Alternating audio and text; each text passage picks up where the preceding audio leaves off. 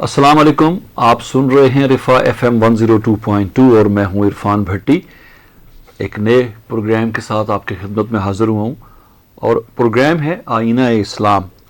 आईना इस्लाम जो प्रोग्राम है बेसिकली इसमें हम हुकूक के हवाले से बात करेंगे, इसमें हम अरकान इस्लाम के बारे में बात करेंगे और जो जितने भी अहम मौज़ूआत हैं हमारे दीन इस्लाम के हवाले से और हमारी तालीम और तरबियत के हवाले से, तो उन पे इंशाल्लाह आपकी डिस्कशन जो है ना आप सुनते रहेंगे, या मुख्तलिफ मुकर्रर हज़रात मुख्तलिफ एक्सपर्ट्स जो है हमारे प्रोग्राम में तशरीफ़ लाते रहेंगे। और आज जो है वो कारी मकबूल अहमद साहब हमारे प्रोग्राम में यहाँ पे तशरीफ़ रखते हैं।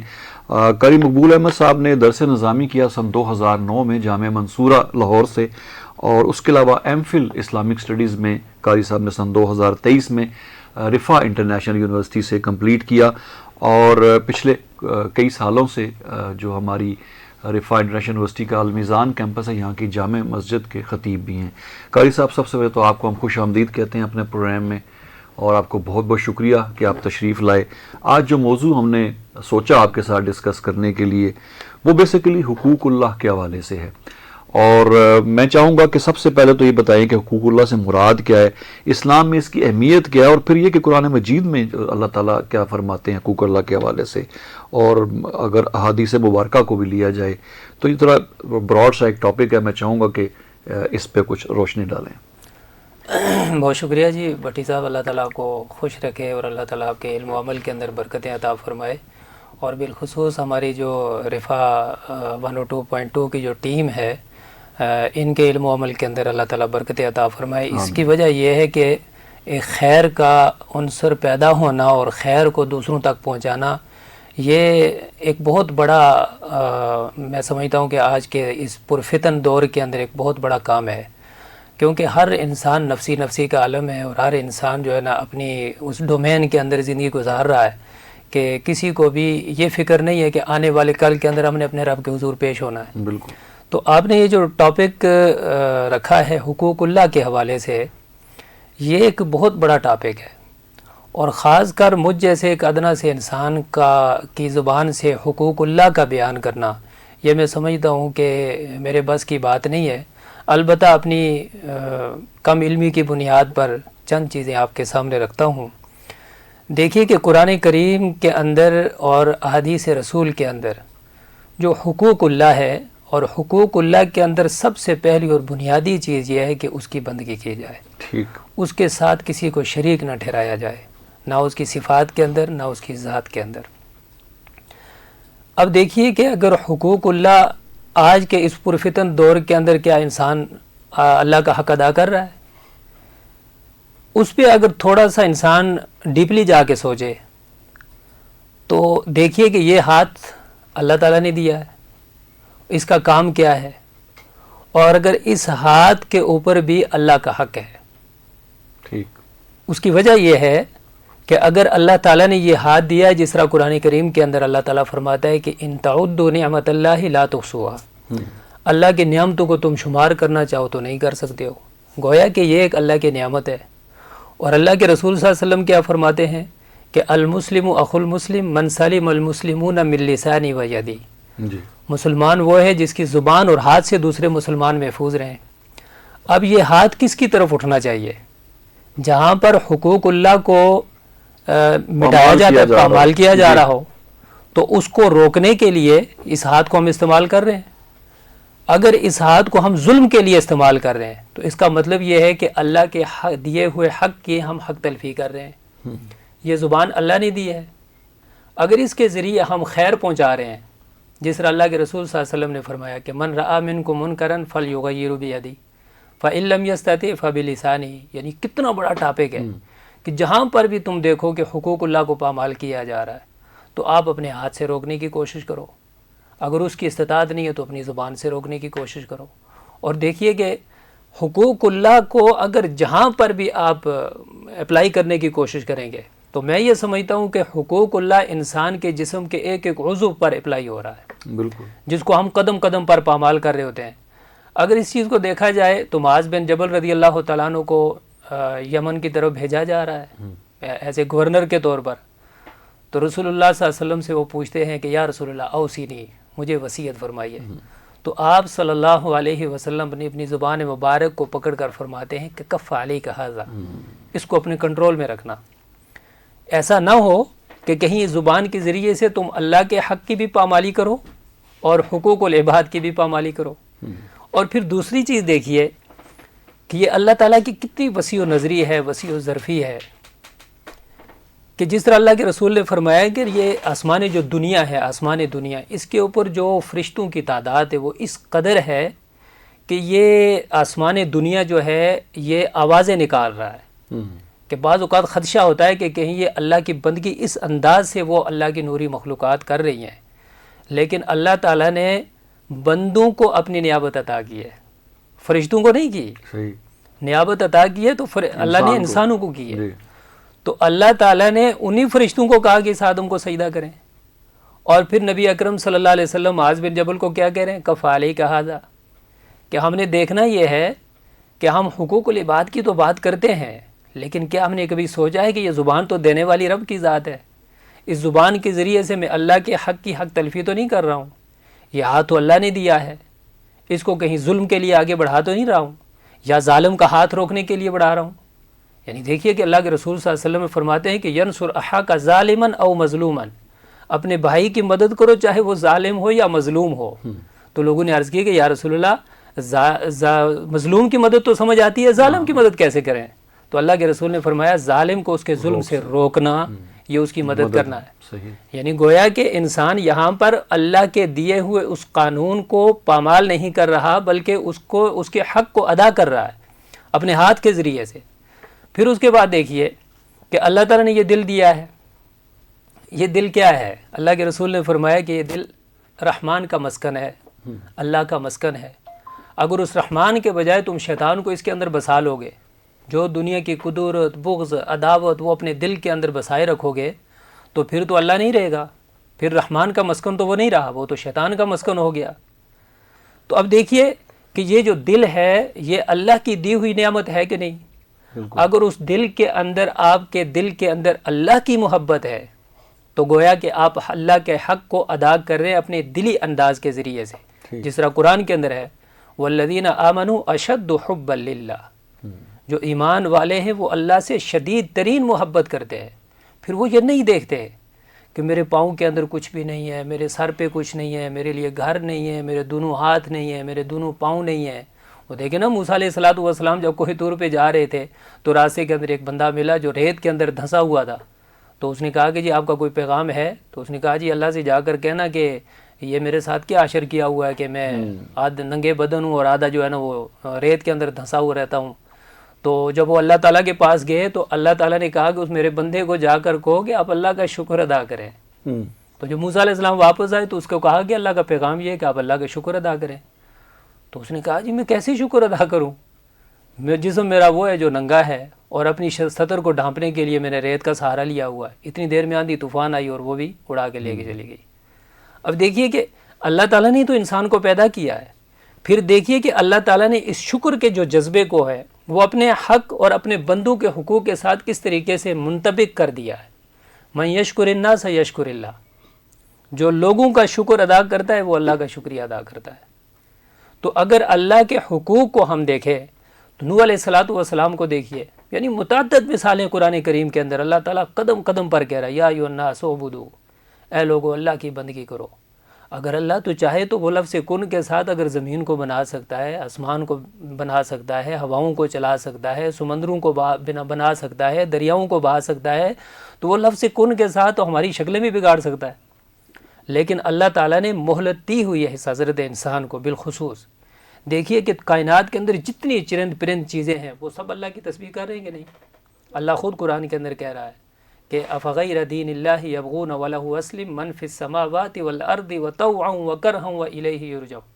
ہر چیز چاروں ناچار اللہ کا شکر ادا کر رہی ہے، اللہ کا حق ادا کر رہی ہے، وہ اللہ کی بندگی کر رہی ہے. لیکن اگر اللہ کے حق سے اگر غافل ہے تو وہ صرف انسان ہے. اور اسی لیے اللہ تعالیٰ نے سورہ نساء کے اندر اس حضرت انسان کو خلق الانسان ضعیفا کہہ کے پکارا کہ میں نے انسان کو کمزور پیدا کیا ہے. اس کی کمزوری کے باوجود اللہ انسان کو یہ کہہ رہا ہے کہ اے لوگو میری بندگی کرو. اور پھر سورہ نوح کے اندر اللہ تعالیٰ کیا فرماتے ہیں، ما لکم لا ترجون للہ وقارا. کس خوبصورت انداز کے ساتھ اللہ کہہ رہا ہے. اگر فرض محال کہ ہمارے کسی دفتر کا کوئی HOD ہے یا ڈین ہے یا کوئی سربراہ ہے، وہ اگر اپنے نیچے والے ملازمین کو آ کر ایک کوئی بات کہے، دوسری تیسری چوتھی دفعہ بات کہتا رہے، اور وہ ہر دفعہ اس کو ایوائڈ کرتے رہیں، اس کے حکم کی پامالی کرتے رہیں اور اس کے حکم کو نہ تسلیم کریں، تو وہ بیچارہ بڑے عاجزانہ انداز کے ساتھ اگر آ کر کہے کہ یار میں آپ کا سربراہ ہوں، آپ کے دل کے اندر میری اتنی وقت اور اتنی وہ عزت نہیں ہے، تو اگر کوئی سمجھدار ہوا یا زندہ دل ہوا تو اس کی تو نظر جھک جائے گی. لیکن اگر جو تکبر اور غرور اور گھمنڈ کے اندر زندگی گزارنے والا ہو تو وہ کہے گا دیکھا ہے ڈر گیا مجھ سے. تو اللہ قرآن کے اندر نوح علیہ الصلاۃ والسلام کی ساری قوم کو مخاطب کرنے کے بعد یہ کہہ رہا ہے فَقُلْتُ اسْتَغْفِرُوا رَبَّكُمْ إِنَّهُ كَانَ غَفَّارًا يُرْسِلِ السَّمَاءَ عَلَيْكُمْ مِدْرَارًا وَيُمْدِدْكُمْ بِأَمْوَالٍ وَبَنِينَ وَيَجْعَلْ لَكُمْ جَنَّاتٍ وَيَجْعَلْ لَكُمْ أَنْهَارًا مَا لَكُمْ لَا تَرْجُونَ لِلَّهِ وَقَارًا.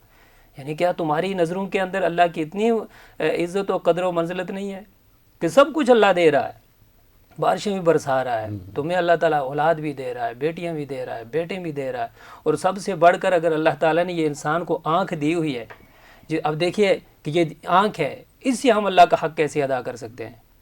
یہ آنکھ تو اللہ نے دی ہے نا. یہ اگر وہ اس کی بینائی کو سلب کر لے تو میں اور آپ کیا کر سکتے ہیں؟ پوری دنیا کو اکٹھا کر لیں، ہم اس ایک آنکھ کی ایک نظر کو ہم پورا نہیں کر سکتے. لیکن اللہ قرآن کے اندر یہ کہہ رہا ہے اُسِیرُوا فِی الْأَرْضِ فَانْظُرْ کَیْفَ کَانَ عَاقِبَةُ الْمُکَذِّبِینَ، میری زمین کے اندر چلو پھرو اور دیکھو کہ جھٹلانے والوں کے کیا انجام ہوئے. یعنی گویا کہ یہ اللہ تعالیٰ نے جو نظر دی ہوئی ہے هل یستوی الاعمی والبصیر، کیا دیکھنے والے اور نابینا جو لوگ ہیں وہ برابر ہو سکتے ہیں؟ کبھی نہیں ہو سکتے.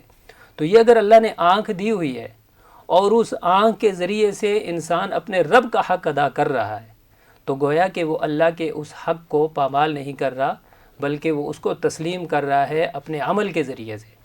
اور جب تک ہم اپنے عمل کے ذریعے سے اس بات کا اقرار نہیں کریں گے کہ کوئی رب ہے جو میرے دل کی دھڑکنوں کو چلا رہا ہے، کوئی رب ہے جو میری آنکھ کی بینائی کو مزید تیز کر رہا ہے، کوئی رب ہے جو میرے ذہن کے اندر اچھے خیالات اور اچھے تصورات کو پیدا کر رہا ہے، کوئی رب ہے جو میری زبان کو چلا رہا ہے. اگر حقوق اللہ کی بات کی جائے تو انسان کے جسم کے ایک ایک عضو پر وہ اللہ کا حق موجود ہے. صحیح ہے. اچھا بھائی صاحب یہ فرمائیے گا کہ جو ارکان اسلام ہیں جیسے نماز، روزہ، حج، زکوٰۃ وغیرہ، یہ حقوق اللہ کی ادائیگی میں کیا کردار ادا کرتے ہیں؟ یہ بڑا اہم سوال آپ نے کیا ہے. مثال کے طور پر کہ ہم نماز جب پڑھتے ہیں تو اگر ہمارے دل اور قلوب و اذہان کے اندر یہ ہے، جس طرح قرآن کے اندر سورہ نساء کے اندر اللہ تعالیٰ یہ فرماتا ہے کہ یراؤن الناس، کہ لوگوں کو دکھلاوے کے لیے نماز پڑھتے ہیں، تو گویا کہ ہم اللہ کا حق ادا نہیں کر رہے. ہم وہ اپنی تسکین چاہ رہے ہیں کہ لوگوں کے نظروں میں ہمیں کہا جائے گا کہ یہ بہت بڑا عابد و زاہد ہے. اسی طریقے سے اگر ہم روزہ رکھ رہے ہیں، اور روزہ ایک ایسی عبادت ہے کہ جو پوشیدہ عبادت ہے، وہ اللہ اور انسان کے درمیان ایک معاہدہ ہے، اور اگر اس معاہدے کو انسان خفیہ طور پہ توڑنے کی کوشش کرتا ہے تو گویا کہ وہ اللہ کے حق کو جانتا ہی نہیں ہے. تو اگر انسان نماز پڑھتا ہے اور صرف اپنے رب کی بندگی کے لیے پڑھتا ہے تو وہ گویا کہ اللہ کا حق ادا کر رہا ہے. اسی طریقے سے روزہ ہے، اسی طریقے سے زکوٰۃ ہے. اگر اپنے مال کی کچھ زکوٰۃ وہ اللہ کے راستے کے اندر خرچ کر رہا ہے تو وہ کس کے لیے کر رہا ہے؟ اپنے رب کے لیے کر رہا ہے. اس کا مطلب یہ ہے کہ اس کے دل کے اندر یہ چیز ضرور ہے کہ یہ اللہ کا حق ہے جو میں اللہ کے بندوں پر خرچ کر کے اس کا حق ادا کر رہا ہوں. اسی طریقے سے اگر حج ہے، انسان صاحب حیثیت ہے، صاحب استطاعت ہے، اس کو اللہ تعالیٰ نے مال و متاع سے نوازا ہوا ہے، اور وہ حج کر کے وہاں پر جا کر کیا کہنا چاہتا ہے کہ اللہ لبیک اللہم لبیک لا شریک لک لبیک، دو کپڑوں کے اندر لپیٹ کر اپنے آپ کو پیش کر رہا ہے کہ اللہ دین جو میری دلوں کے اندر ایک ایک دھڑکنیں تو نے دی ہے، مجھے جو جسم دیا ہے، شعور دیا ہے، علم دیا ہے، بینائی دی ہے، سماعت دی ہے، بصارت دی ہے، کچھ بھی دیا ہے، یہ تیری عطا ہے، اور میں تیرے در کے اندر حاضر ہو گیا ہوں. یعنی دو کپڑوں کے اندر لپیٹا ہوا میں تیرے سامنے پیش ہو گیا ہوں، تو میری حاضری کو قبول فرما لے. تو اگر وہاں پر بھی انسان کے دل کے اندر ذرہ برابر بھی اگر یہ کیفیت پیدا ہوتی ہے کہ لوگ مجھے کہیں گے کہ حاجی صاحب ہیں، الحاج ہیں، تو وہاں پر پھر ہمارا کیا انجام ہوگا کہ آپ خود سمجھدار ہیں، سوچ رہے ہیں، سمجھ رہے ہیں کہ اللہ تعالیٰ ہمیں پھر کیا کہے گا کہ یعنی اگر دکھلاوے اور ریاکاری، جس کے بارے میں اللہ کے رسول صلی اللہ علیہ وسلم نے فرمایا کہ ریاکاری شرک ہے، اس سے بچیے. اور شرک کرنے والے کا انجام کیا ہے؟ سورہ لقمان کے اندر ان شرک لظلم عظیم، شرک جو ہے ظلم عظیم ہے. یعنی ہر طرح کے گناہ کو اللہ معاف کر سکتا ہے، لیکن مشرک بندے کو اللہ کبھی بھی معاف نہیں کرے گا. اس لیے ہم نے سوچنا ہے کہ ہم کوئی بھی بندگی کرتے ہیں، کوئی بھی عبادت کرتے ہیں، نماز پڑھتے ہیں، روزہ رکھتے ہیں، زکوٰۃ دیتے ہیں، حج کرتے ہیں، اسلام کے جو بنیادی ارکان ہیں ان کی پاسداری اگر کر رہے ہیں تو حقیقت میں ہم یہ اللہ کا حق ادا کر رہے ہیں. اور جب انسان اللہ کا حق ادا کرتا ہے، اور پھر دیکھیے کہ اللہ تعالیٰ نے اپنے حقوق کو بندوں کے حقوق کے ساتھ منسلک کیا ہوا ہے.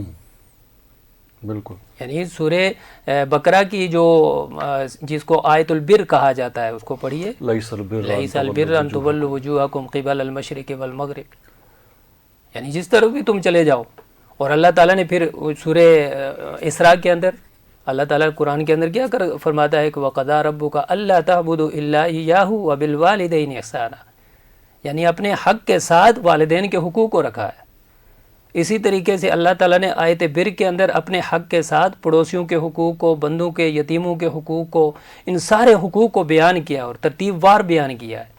لیکن جب ہم سوچتے ہیں کہ سب سے پہلے تو اللہ نے مجھے جان دی ہوئی ہے، اگر اس کے سامنے میں سجدہ شکر کرتا ہوں اور میں اللہ کا شکر ادا کرتا ہوں تو تب جا کے میری زبان کے اندر کسی دوسرے کا شکریہ ادا ہوگا. اگر یہ کام میرے اندر نہیں ہے تو پھر مجھے اپنا محاسبہ کرنے کی ضرورت ہے کہ میں کہاں جا رہا ہوں، کس طرف جا رہا ہوں. جبکہ کل قیامت کے دن ہم نے اپنے رب کے حضور پیش ہونا ہے. جس طرح صحیح حدیث کے اندر حضرت عبداللہ ابن مسعود رضی اللہ تعالیٰ عنہ سے روایت ہے کہ رسول اللہ صلی اللہ علیہ وسلم نے فرمایا کہ لا تزول قدم ابن آدم یوم القیامت، کہ انسان قیامت کے دن اپنی جگہ سے ایک بالشت آگے نہیں بڑھ سکے گا جب تک وہ 5 سوالوں کا جواب نہ دے دے. پہلا حق تو انسان کا ہے نا، انسان کی اپنے جسم پر ہے. تو اللہ تعالیٰ اسی عمر کے بارے میں پوچھے گا، عن عمرہ فیما افناہ، عمر کہاں کھپا کے آئے ہو. دوسرا سوال جوانی کے بارے میں ہوگا، عن شبابہ فیما ابلاہ، جوانی کن کاموں کے اندر خرچ کر کے آئے ہو. وعن مالہ من این اکتسبہ فیما انفقہ، مال کہاں سے کمایا اور کہاں خرچ کر کے آئے ہو. اور آخری سوال اس قرآن کریم کے بارے میں ہوگا کہ تمہارے پاس میری طرف سے کھلا خط قرآن کی شکل میں آیا تھا، اس پر کتنا عمل کر کے آئے ہو. اور اگر وہاں پر ہمارے پاس جواب اگر بہتر ہوا تو پھر تو ہم کامیاب ہیں. اگر وہاں پر اس دنیا کی دوڑ کے اندر، آج کے دور کے انسان کی ایک ہی ہے دوڑ، تیری دیوار سے اونچی میری دیوار ہو، اگر دیواریں اونچی کرنے کے چکروں میں ہم لگے رہیں گے اور ہماری آنکھوں کے سامنے حقوق اللہ پامال ہوتے ہوں گے، تو اللہ تعالیٰ تو قرآن کے اندر کہتا ہے ان بطش ربک لشدید، میں ڈھیل دیتا ہوں، لن یؤخر اللہ نفسا اذا جاء اجلها واللہ خبیر بما تعملون، ایک مہلت عمل تک انسان کو ڈھیل دیتا ہوں، لیکن جب رسی کھینچتا ہوں تو ان بطش ربک لشدید، پھر تیرے رب کی پکڑ بڑی سخت ہے. پھر وہ جب کھینچتا ہے تو بڑے بڑے فرعون اور حامان اور قارون جیسے لوگ بھی اس کے سامنے سرنگوں ہونے کی کوشش کرتے ہیں. جس طرح دیکھیں نا، فرعون ڈوبنے لگا تھا تو کہا نا کہ آمنت برب موسیٰ و ہارون، میں موسیٰ اور ہارون کے رب پر ایمان لاتا ہوں. لیکن تھا کیا کہ مہلت عمل ختم ہو چکی تھی. اور اسی لیے آخری بات میں آپ کے سامنے ایک اور کہتا چلوں کہ حسن بصری رحمۃ اللہ علیہ، انہوں نے بڑے خوبصورت انداز کے ساتھ اپنے ایک شعر کے اندر پورا ایک چیپٹر بیان کر دیا ہے. یعنی کوزے کے اندر دریا کو بند کر دیا ہے. وہ فرماتے ہیں کہ وَمَا الْمَرْءُ إِلَّا رَاكِبٌ زَهْرَ عُمْرِهِ عَلَى سَفَرٍ يُفْنِي بِالْيَوْمِ وَالشَّهْرِ يَبِيتُ وَيُضْحِي كُلَّ يَوْمٍ وَلَيْلَةٍ بَعِيدًا عَنِ الدُّنْيَا قَرِيبًا إِلَى الْقَبْرِ، کہ انسان اپنی عمر کی پشت پر سوار ہو کر ایک ایسے سفر کی طرف رواں دواں ہے جو اسے رات اور دن کے ذریعے موت کے گھاٹ اتار رہا ہے. اور وہ سفر کیا ہے؟ قبر کے قریب کرتا چلا جا رہا اور دنیا سے دور کرتا چلا جا رہا. لیکن اگر ہم دنیا کے اندر رہ کر اپنے رب کو پہچانیں، اس کے حق کو ادا کریں، تو تب جا کر تو ہم دوسرے حقوق کو دیکھ سکیں گے، سمجھ سکیں گے، سوچ سکیں گے. لیکن جب ہمارے سامنے اللہ کا حق موجود ہی نہیں ہے کہ مجھے اللہ نے پیدا کیا، میں اس کا حق تو ادا کروں، تو تب جا کے پورے معاشرے کے اندر دوسرے حقوق میرے سامنے آئیں گے نا. جب اللہ کے حق کو ہم ادا ہی نہیں کر رہے تو پھر ہماری حیثیت کیا ہوگی. اللہ تعالیٰ ہمیں ان باتوں سے بچنے کی توفیق عطا فرمائے کہ ہم قدم قدم پر اپنے رب کے حقوق کو پہچانیں اور ان کو ادا کرنے کی کوشش کرتے رہیں. بہت بہت شکریہ قاری صاحب. جزاک اللہ. بالکل آپ نے شروع میں جیسے فرمایا تھا کہ یہ موضوع ایسا ہے کہ اس کے لیے بہت سارا وقت بھی درکار ہے، بہت سارا نالج بھی درکار ہے، لیکن آپ نے مختصر وقت میں بڑے اچھے طریقے سے ایکسپلین کیا. سامعین محترم، پروگرام آئینہ اسلام میں آج حقوق اللہ کے حوالے سے گفتگو کر رہے تھے قاری مقبول احمد صاحب۔ قاری صاحب جو خطیب ہیں Jama Masjid المیزان campus رفاع international university کے، اور آج ان کے ساتھ ہماری بڑی اچھی گفتگو رہی۔ انشاءاللہ کسی اور پروگرام میں بھی قاری صاحب سے ہم مزید کچھ موضوعات پہ بھی ان کی رائے، ان کا اظہار خیال جو ہے نا اس سے مستفید ہوں گے۔ یہ پروگرام آپ تک پہنچانے میں ہمیں معاونت حاصل رہی ہمارے براڈ کاسٹ انجینئر جناب واجد محمود کی، ان کا بھی بہت بہت شکریہ۔ عرفان بھٹی کو رفاع FM 102.2 کے اس پروگرام سے اجازت دیجیے۔ اللہ حافظ۔